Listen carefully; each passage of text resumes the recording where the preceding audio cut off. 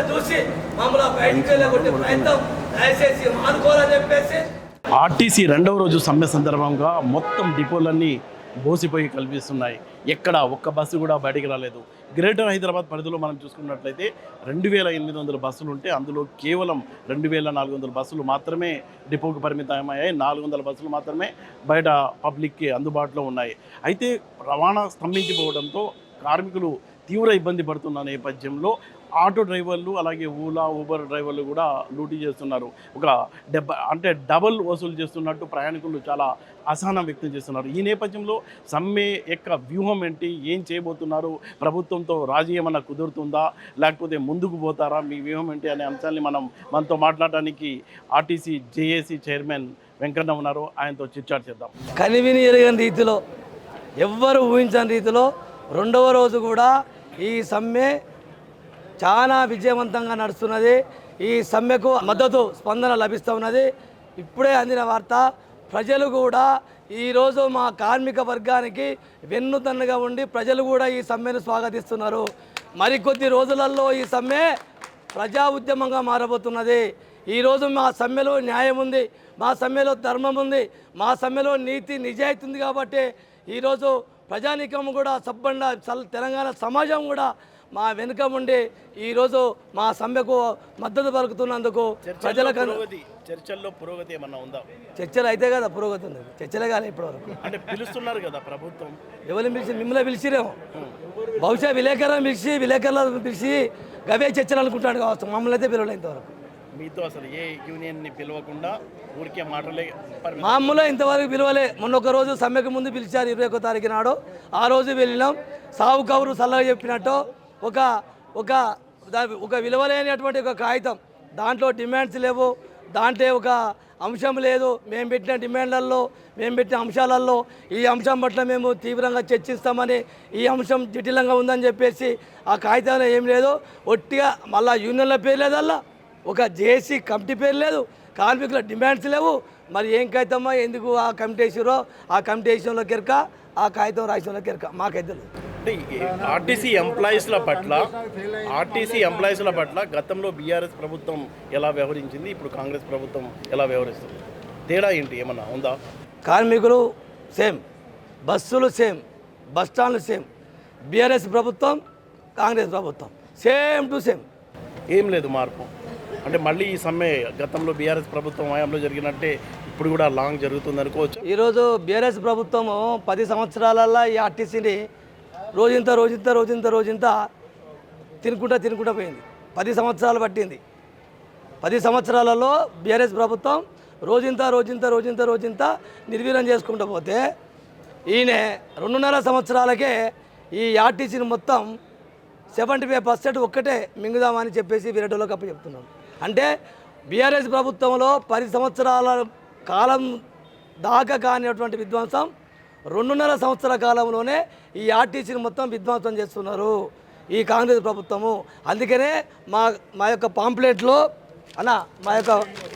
పాంప్లెట్లో ఆర్టీసీని కనుమరుగు, మా యొక్క పాంప్లెట్ కూడా ఉంటుంది చూడండి వాళ్ళ దగ్గర, ఆర్టీసీని కనుమరుగు చేస్తున్న కాంగ్రెస్ ప్రభుత్వం, ఆర్టీసీని కనుమరుగు చేస్తున్న కాంగ్రెస్ ప్రభుత్వం అని మేము కరపత్రం కూడా కొట్టించాం. ఇది ఎందుకనంటే ఈ హైదరాబాదులో 27 డిపోలు ఉన్నాయి.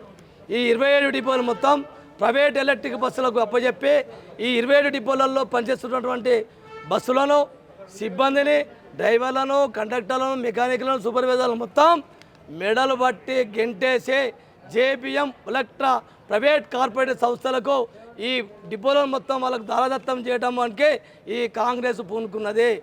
ఇప్పుడే చెప్తున్నాం, హైదరాబాదులో పుట్టినటువంటి ఆర్టీసీని, హైదరాబాదులో పుట్టినటువంటి జెడ్డును ఇక్కడ హైదరాబాదులోనే లేకుండా చేసేటువంటి ప్రయత్నం ఈ కాంగ్రెస్ ప్రభుత్వం చేస్తుంది. కాబట్టి మేము దాన్ని తట్టుకోలేక మా ఆత్మాభిమానం చాటుకోవడానికి ఈరోజు మేము సమ్మె వైపు వెళ్ళవలసిన పరిస్థితి. డిమాండ్లు తీర్చాలంటే 32,000 కోట్ల రూపాయలు ఖర్చు అవుతాయని చెప్తున్నారు. అందులో నిజం ఉందా?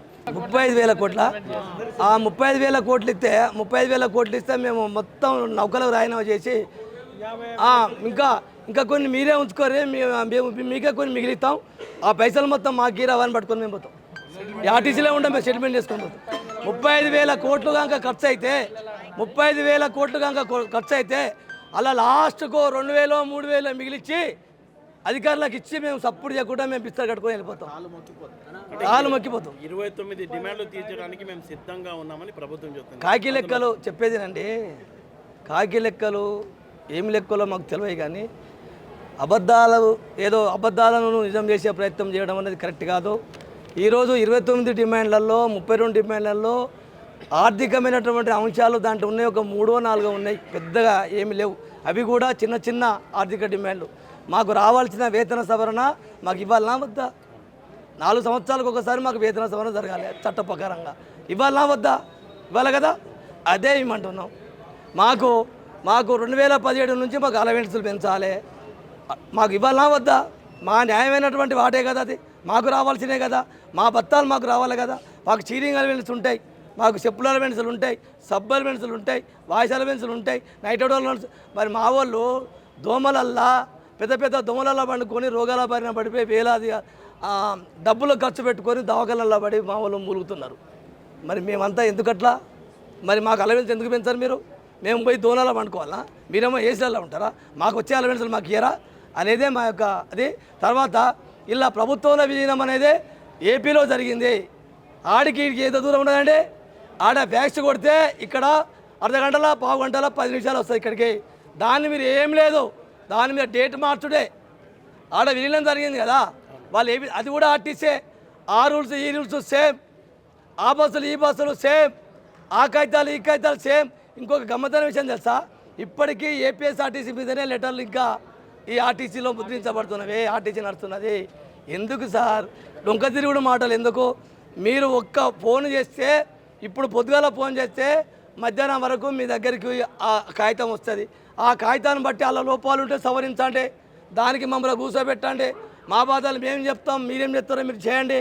ఎన్ని రోజులు పడుతుంది? అది 1-2 గంటలు కూర్చుంటే సరే, ఒక రోజు వేసుకో, 2 రోజులు వేసుకో. ఫస్ట్ నువ్వు వాటిని తీసుకొచ్చి చేస్తానని ప్రకటన చేయి. దాని సాధ్యసాధ్యాలు ఏమున్నాయో మేము చెప్తాం, మీరు చెప్పుర్రి, అప్పుడు తెలుసుకుందాం. భవిష్యత్తు కార్యాచరణ ఇప్పుడు ఇక్కడ చెప్పేది కాదు. మేము జర సాటుకు కూర్చొని భవిష్యత్ కార్యాచరణ తీసుకోవాలి. ఎందుకంటే పేపర్ లీకేజ్ అయితే ఏమవుతుంది? పేపర్ లీక్ అయితే ఏమవుతుంది? కాబట్టి మేము పేపర్ ఇప్పుడు లీక్ చేయదలుచుకోలే. ఎప్పుడు లీక్ చేయాలో ఆ లీకులు మీకు అందిస్తాం. మరి మీకు లీకులు అందించకపోతే మాకు వార్తలు రాయాలి కదా, వార్తలు వేయరు కదా. ఎవరికి ఇవ్వకున్నా కూడా మీకు ఖచ్చితంగా పాత్రికేయులకు ఆ లీకులు మీకు ఇస్తాం, మా కార్యాచరణ ప్రకటిస్తాం. ఆల్రెడీ సిద్ధం చేసి పెట్టినాం. మీరు ఏం తొందరపడకుర్రి. ఇవాళ ప్రభుత్వానికి మేము ఒక్కడే విజ్ఞప్తి చేస్తాం, భేషజాలకు పోకండి. మేము ఏరికోరి తెచ్చుకున్నటువంటి ప్రభుత్వము, ఆ ప్రభుత్వం మీద ద్వేషంతో, ఆ ప్రభుత్వం మీద కోపంతో, ఆ ప్రభుత్వం మమ్మల్ని ఘోరంగా హీనంగా మమ్మల్ని హింసించి నాశనం చేసి ఆ రాక్షసంగా ప్రవర్తించే మా కార్మికులు 34 మంది కార్మికులను బలిగొన్న ప్రభుత్వం అది. మీరు మా డిమాండ్లన్నీ ఆ ప్రభుత్వం చేయని మీరు చేస్తారంటే మేము ఆశపడి, మేము నమ్మి మీకు ఓట్లేసి గెలిపించినాం.